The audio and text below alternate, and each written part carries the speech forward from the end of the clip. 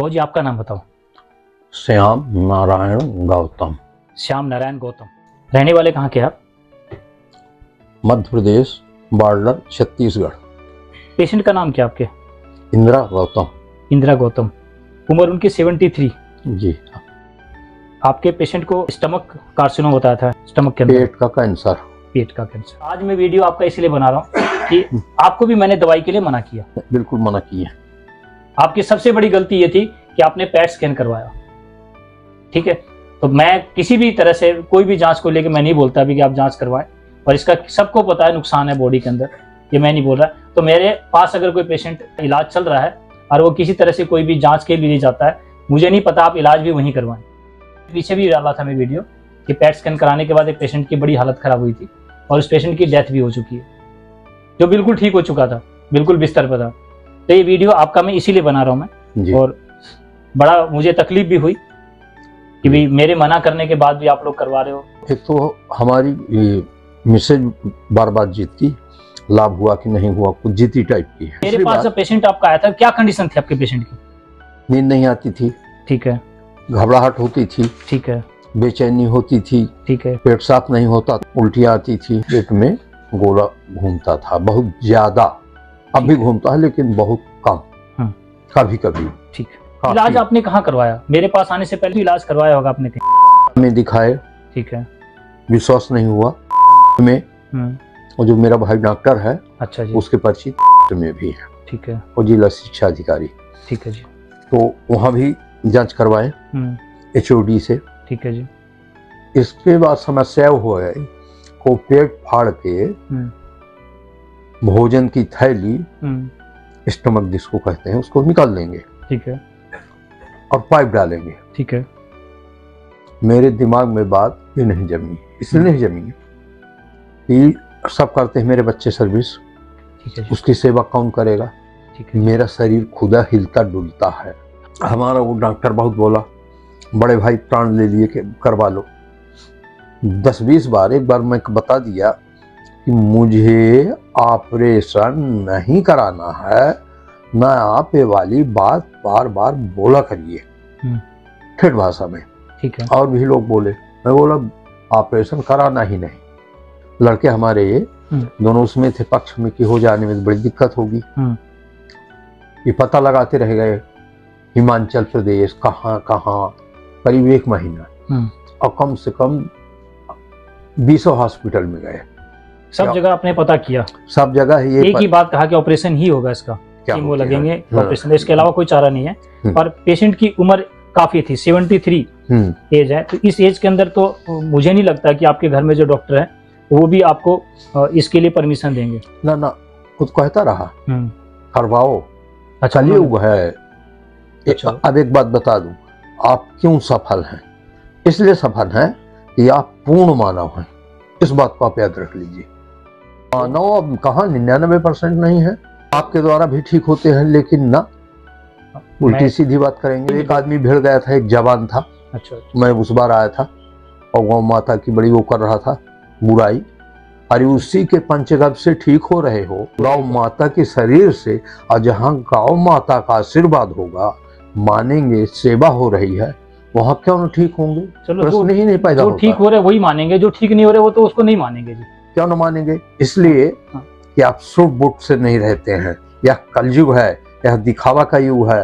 आपका सब काम मानवता का साधारण है, सामान्य मनुष्य का। आज मैं एक ही पॉइंट पर रखेंगे आज विषय को, वो सिर्फ कि आपके पेशेंट को जब इतना रिकवरी हो गई थी कि पेशेंट आपका बिल्कुल नॉर्मल हो रहा था, बिल्कुल, कि अब उसको नहीं लग रहा था कि कहीं भी कोई समस्या है, जिस चीज को लेकर वो कहीं जा रहे थे, पेट की कोई समस्या उनको नहीं लग रही थी, उल्टी हो रही थी, और जो गोला बाई गोला बनता है, अब भी सीने में दर्द होता है, अभी तकलीफ है। बाकी आपकी दवाई से 80-90% आराम हो चुका है। 20 दिन के बाद उस पेशेंट की दवाई भी नहीं चलाता जिसको आराम नहीं है।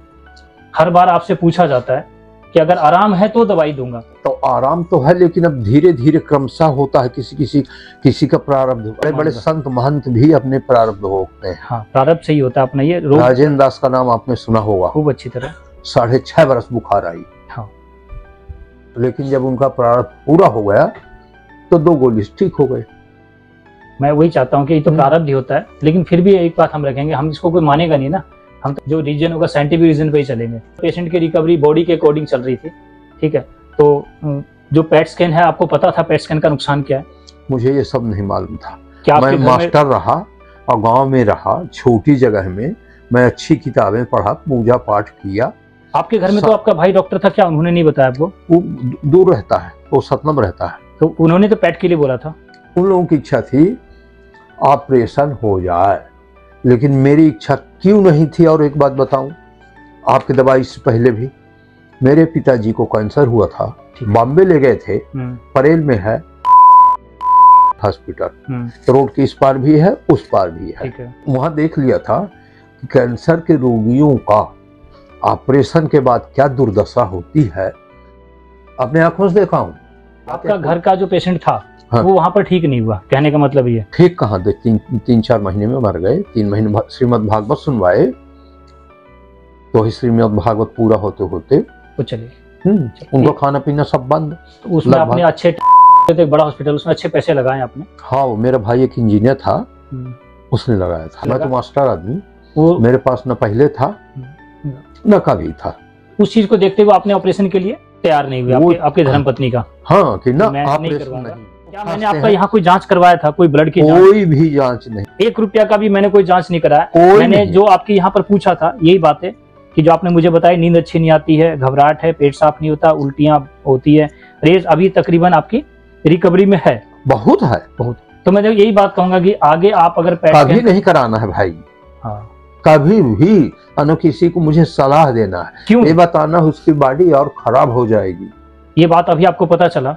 पता नहीं, अब मुझे पक्का विश्वास हो गया। विश्वास हो गया। चलो, पता चलने की बात क्या है? ये बात है जो पेट स्कैन को लेकर मैंने रखा। आयुर्वेद को किसी जांच की जरूरत नहीं है भाई। मैं तो इसे आयुर्वेद नहीं कहता, मैं तो कहता पंचगव्य। पंचगव्य का ही है। मैं ये कहता हूँ कि आज एक नया आयुर्वेद है आपके सामने, एक नया विज्ञान है जो नया जीवन दे रहा है। नया विज्ञान एकदम नया है, ऐसा मैंने अभी नहीं देखा और ना सुना। क्यों? लड़के मेरे 1 महीने पता लगाए कैसे कैसे संयोग था ये आदिशक्ति का, बजरंगबली का। अब आपका पता लग गया। लास्ट वीडियो खत्म करने से पहले की बात रखूंगा कि अगर आज के बाद आप किसी तरह भी कोई जांच कराते हो, कभी नहीं, तो मैं आपके पेशेंट का ट्रीटमेंट नहीं करूंगा। मुझे कराना है, आपको वही ट्रीटमेंट कराना पड़ेगा जहां जांच करवा रहे हो। मुझे कहीं जांच नहीं करवाना है किसी भी कीमत में। सभी पेशेंट के लिए मैंने ये मैसेज दिया है। हर बार आप लोग मेरे पास आने के बाद ये बात क्वेश्चन करते हो कि आप जांच के लिए क्यों मना करते हो। तो मैं किसी जांच को नहीं मानता भाई, ठीक है। मैं तो फिजिकली काउंटिंग पर ही इलाज कर रहा हूं। मैं जो फिजिकली काउंटिंग आपकी गड़बड़ है उसको ठीक करने का प्रयास करूंगा। अगर नहीं होता तो आप नेक्स्ट 20 दिन के बाद मेरे पास ना आए। यही बातें मैंने हर वीडियो में रखा है। हर वीडियो में बिल्कुल डॉक्टर साहब 1% गरज नहीं, उनका एक ही लक्ष्य है कि लोगों का परिवार बसे, पैसा धन खर्च न हो, लोग जिए, स्वस्थ जिए। आपने मेरे से दवाइयां ऑनलाइन मंगवाई थी? जी हाँ, बोला था हाँ 2 महीने की दवाई। और आपका पेट स्कैन में आपने बताया कि उसका रिकवरी भी बहुत अच्छा दिखाया। बहुत बढ़िया। तो पेट स्कैन एक बात बता दूं, वहाँ के डॉक्टर और मेरा एक बेटे का लड़का बहुत बड़ा डॉक्टर है, कहाँ देहरादून में रिसर्च सेंटर में, वो देख के ताजुब मान गया। सब लोग ताजुब मान गए। इतना परिवर्तन असंभव है, हो ही नहीं सकता। और फिर भी मैं मना कर रहा हूँ। इस पेट स्कैन में इनकी इतनी अच्छी रिपोर्टिंग आई कि काफी खुश थे, मुझे फोन किया कि हमने पेट स्कैन कराया है जी और हमारा पेशेंट काफी अच्छा रिकवरी है, तो आप डॉक्टर साहब हमारी दवाइयां भेज दें। तो मैंने इनको ऑनलाइन दवाई देने से मना ही कर दिया।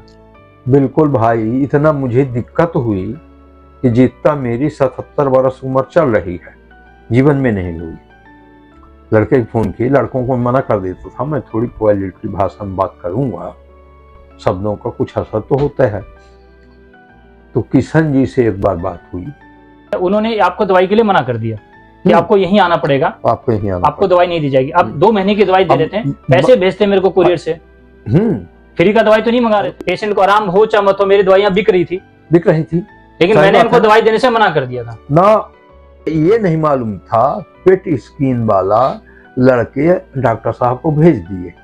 अब मैं जब यहाँ आया तब पता लगा कि ये व्हाट्सएप से किसी भी देना, तो मुझसे व्हाट्सएप आता ना कुछ आता, सीधे सीधे मैं पुराने जमाने का आदमी, मैं फोन करता हूँ।